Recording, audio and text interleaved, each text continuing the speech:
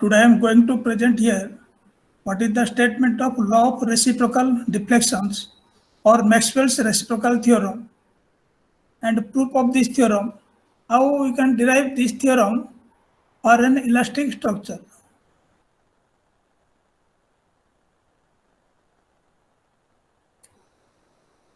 Law of reciprocal deflections or Maxwell reciprocal theorem. Clerk Maxwell published this theorem in 1864. Maxwell's theorem of reciprocal deflection may be stated as: in any beam or truss, the displacement at point A due to the load at point B is the same as the displacement of point B due to the same load acting at point A, the displacement being measured in the direction of the loads. According to the Maxwell theorem, so you have to find out what is the displacement at point A due to the load present at the point B is the same as the displacement at point B due to the load present at the point A. The same load you are acting at point A and point B. And the displacement you can measure along the direction of the load. So this is the Maxwell's reciprocal theorem. Coming to this proof of the law of reciprocal deflection or Maxwell's reciprocal theorem. Let's take a simply supported beam AB and take 2 points C and D. This is simply supported beam AB and take 2 points C and D. So you have to prove here. So what is the deflection at the point D due to the load present at the point C is equal to the deflection at the point C due to the load present at the point D. When the load is present at point C, so due to this load, what is the deflection here? Is equal to, when the load is present at D, and due to this load, what is the deflection here? These two deflection is same. This is the statement of the Maxwell's reciprocal theorem. This is the figure 1 and this is the figure 2. So figure 1 carrying a beam, this is the simply supported beam and the load is having at the point C. And due to this load, the deflection takes place at the C and D is your delta C and delta D. Similarly, in figure 2, the same load is your acting at the point D. And due to this load, so what is the deflection takes place at the C and D? This is your delta C and delta D. So here, due to the load present at D, so due to this load, the deflection at C is your delta C and deflection at D is your delta D. In figure 1, the load is present at the point C. What is the work done on the beam at the point C? Due to this load, this is the load and this is the corresponding displacement. And due to this load and displacement, what is the work done at the C? Half into W into delta C.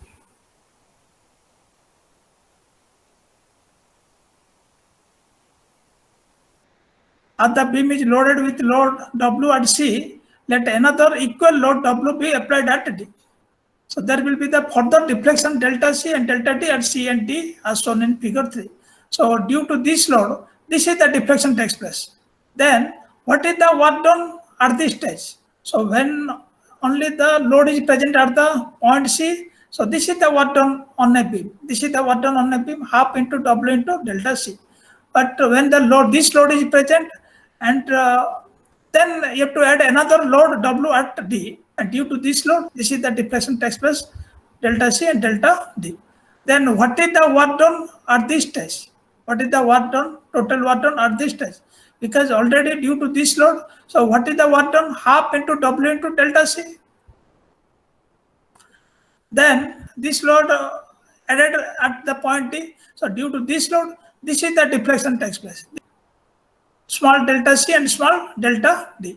Due to this one, so what is the work done? Due to this W, half into W into capital delta C. When you will apply a load, gradually, so work done due to this load is equal to half W into delta, half W into delta. If the load is already present and due to the another load, if the some deflection is happen, so that case, so you have to find out the work done directly the load and the displacement, because this load is already present at point C, and due to this load and due to this deflection, so what is the work done? Work done is equal to W into small delta C. What is the work done due to this load at the point T? Because here you applied this load gradually. So due to this load, what is the work done? This is the displacement takes place. This is the deflection takes place at the point T. So what is the work done at the point T? Half into W into delta D. So what is the total work done at this stage? When this load was already present prior to this one, prior to the load W at D, so what is the work done? Half into W into delta C. And when you applied this load gradually at the point D, and due to this load, what is the work done takes place? Half into W into small delta D plus W into small delta C. W into small delta C. This is the total work done at this stage. And this is you have to take equation 1. Then let now the order of loading be changed. Let the beam be first loaded as shown in figure 2. Then what you have to do? So you have to load the beam as shown in figure 2, and you have to apply first the load W at D. And due to this load, what is the work done? Half into W into small delta D. Then, and including this load, when you will apply another load at the point C, and due to this load, what is the deflection takes place at C and T? When the load is present at D, and due to this load, that work done is equal to half into W into small delta D. Then, when you added another load at C, and due to this load, what is the deflection takes place?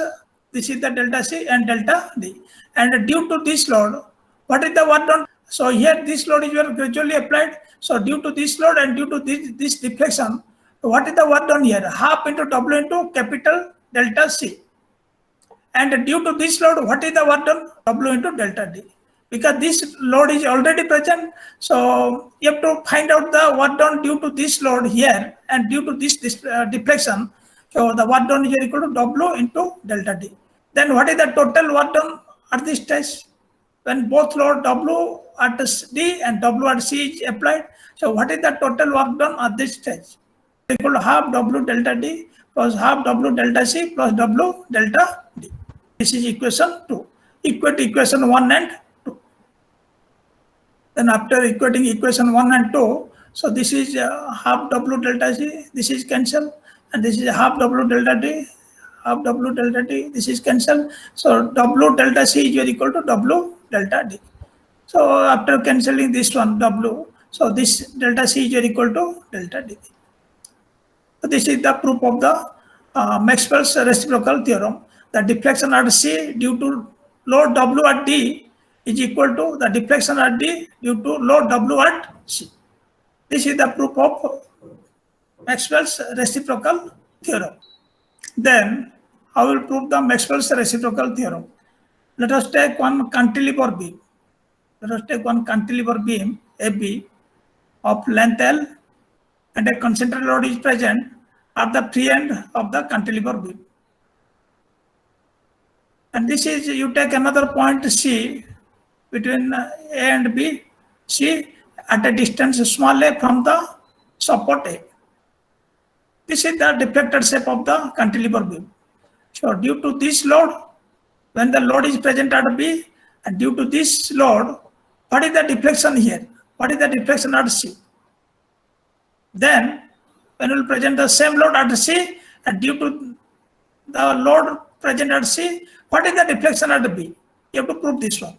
Because when the load is present at B, and due to this load, what is the deflection here?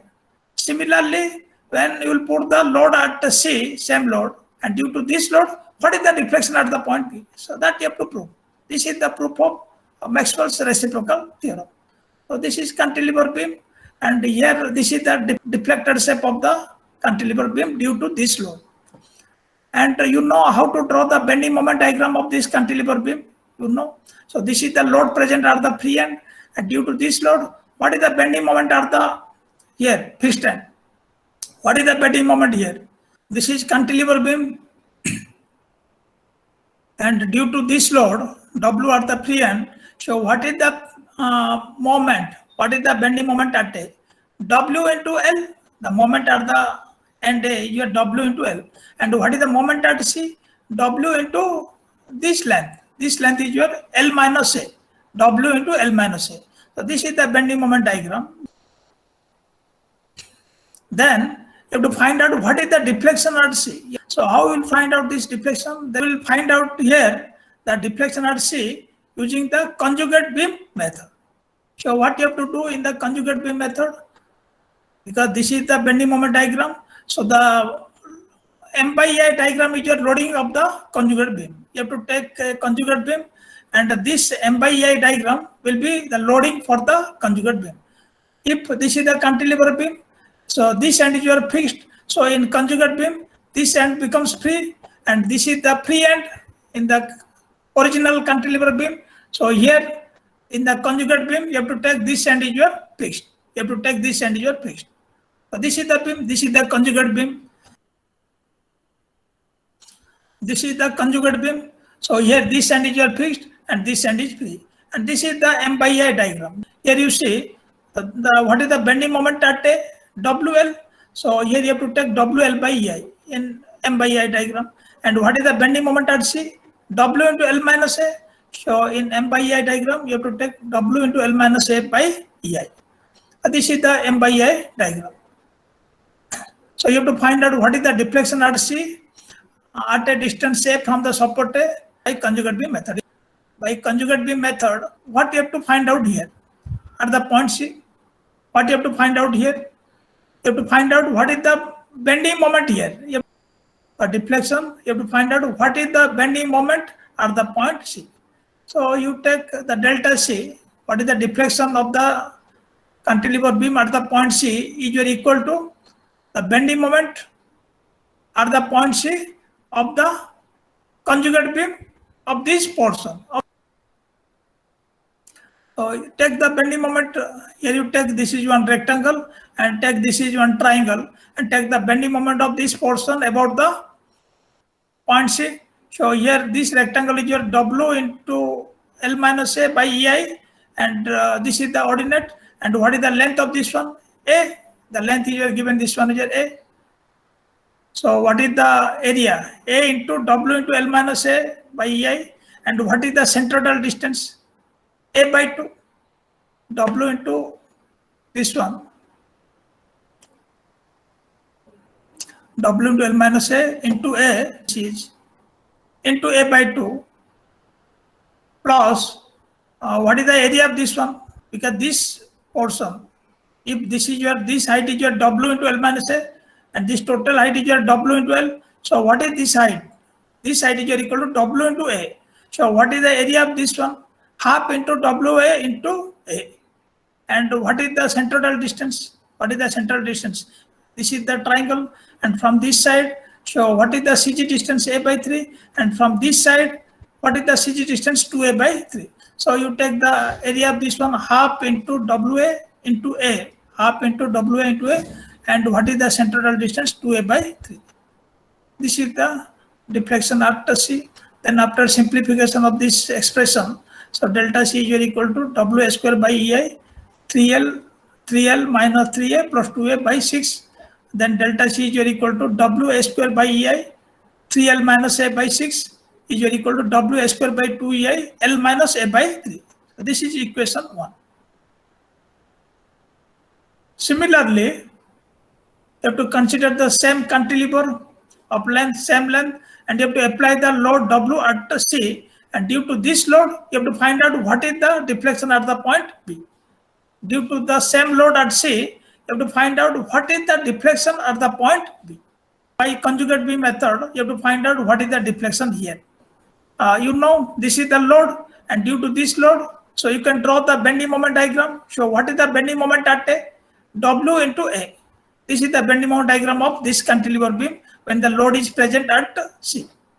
Then you have to find out what is the deflection at B. By conjugate beam method, you have to find out what is the bending moment at the point B.